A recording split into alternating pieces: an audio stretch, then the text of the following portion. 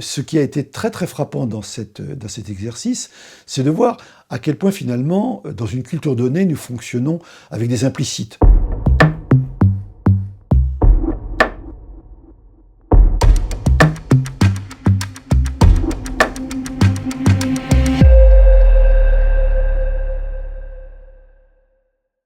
J'ai assuré le tutorat avec mon collègue historien Dominique Ionia-Prat de l'atelier de traduction centré sur le dictionnaire des faits religieux à Arles.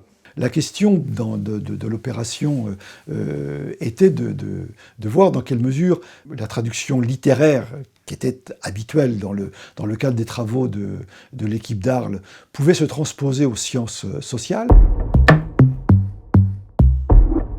Il y a systématiquement des défis dans toute traduction, pas spécialement dans les sciences sociales. Si on prend l'exemple de communauté, quand on le traduit en arabe, on peut le traduire par ta'ifa, qui a un référentiel plus religieux que je dirais culturel et social, ou par jama'a. Le problème que permet de poser le dictionnaire des faits religieux, c'est de traiter de la catégorie communauté à partir des éléments des sciences sociales et en particulier de la sociologie. Et donc ce qui fait dans notre projet du dictionnaire des faits religieux, ça a posé aussi un problème pour trouver l'équivalence exacte à communauté religieuse.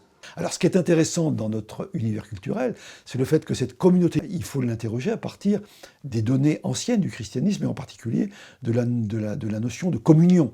Donc vous voyez qu'on a une problématique de départ qui n'est pas du tout la problématique d'arrivée et c'est la tension entre les deux qui est passionnante. Si les sciences humaines et sociales ne sont pas suffisamment traduites dans le monde arabe, il y aura toujours un problème. Mais si on a une production, je dirais, massive par rapport à cette discipline, bien sûr, le transfert se fera aisément et d'une manière facile.